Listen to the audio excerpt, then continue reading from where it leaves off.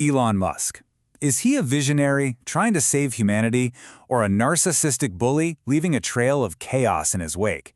Seriously, how can one person be seen as both a savior and a villain? Today we're going to dig into it, look at what the sources say, and try to piece together the man behind the myth. Okay, so let's start with a view that, a lot of people hold. They'll say, look, the guy is complicated for sure, but you just can't argue with the results. His methods, whatever you think of them, clearly work. But then, you get the complete opposite take. For every person who sees a visionary, there's someone else who looks at him and says, nope, I don't see a genius. I see someone who's deeply, deeply troubled. And that leads us to this really common defense, right? The idea that maybe you can't have one without the other. That to change the world on this scale, you kind of have to be a difficult person. It's a bitter pill to swallow, but it's an argument you hear all the time. And then you get accounts like this, which they really get to the human cost of it all. Stories about a toxic workplace run by a leader who's completely unpredictable. So which is it? Which story is the real one? To figure that out, we got to look at the whole picture.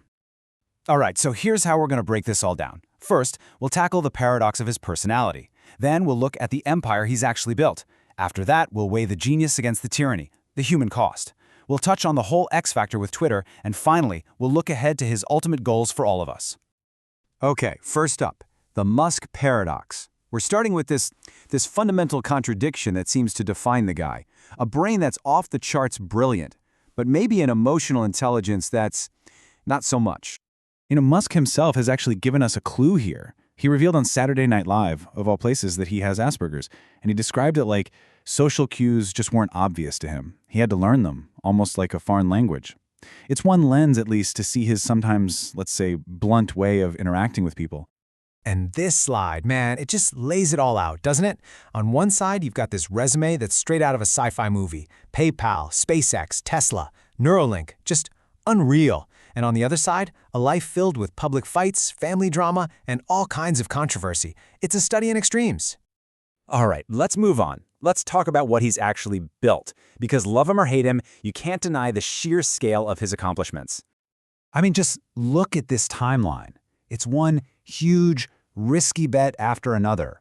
He went from online payments to tackling space and electric cars and even brain surgery, industries people thought were basically impossible to break into. Each move was just bigger and crazier than the last. And get this, think about the guts this took. He wanted to build reusable rockets, right? Nobody would fund him. So what did he do? He cashed in his PayPal chips and threw $100 million of his own money into it. $100 million.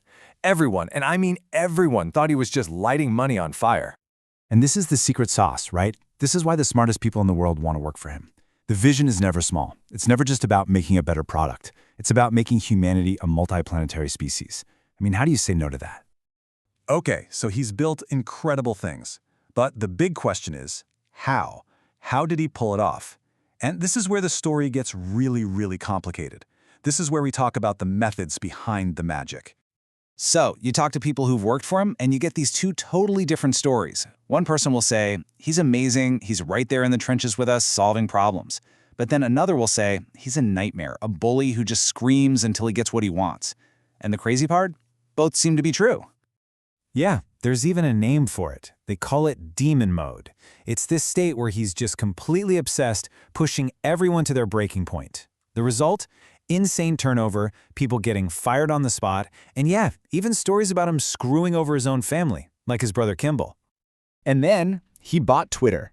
And suddenly, this polarizing personality wasn't just in a boardroom, it was broadcast to the entire world, 24/7. And the way he did it was pure Musk. It was fast, it was messy, and it was hostile. In just a matter of months, he went from a major shareholder to the sole owner of the platform, and then poof, he just renamed it X. And once he owned it, man, things got even wilder. The sources point out how he started using this huge platform to promote conspiracy theories and engage with far-right figures. This wasn't just a business move anymore. It was a political statement, and it set off alarm bells everywhere, even with world leaders. So, where is all this heading? Let's look at the end game, the final frontier. We're talking about connecting brains to computers and putting people on Mars. This is where we have to ask, what's his legacy going to be? So even with something as wild as Neuralink, he's not the only game in town. It is a full-on race. You've got Neuralink doing these super invasive brain implants, but then you have competitors backed by guys like Bill Gates and Jeff Bezos who are trying less risky ways to do the same thing. It's a huge gamble on which approach will win. And look, the results they're mind-blowing. The first human patient is playing video games with his mind. That's incredible. But, and this is a big but, the technology is still super shaky. We're hearing that the implant is already having problems with these little threads pulling out of the brain. It just shows how far there is to go from a cool demo to a real safe medical device. Which really brings us to the heart of it all. This quote I saw online just nails it. 100 years from now, are all these controversies and moral failings just going to seem like stubbing your toe when you were a kid?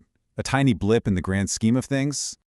At the end of the day, that's the question we're left with. Is he the guy who saved us all by getting us to Mars? Or is he going to be a cautionary tale, a brilliant mind whose own behavior just got in the way? The sources don't give us the answer. They just show us the two sides, leaving the final chapter completely up in the air.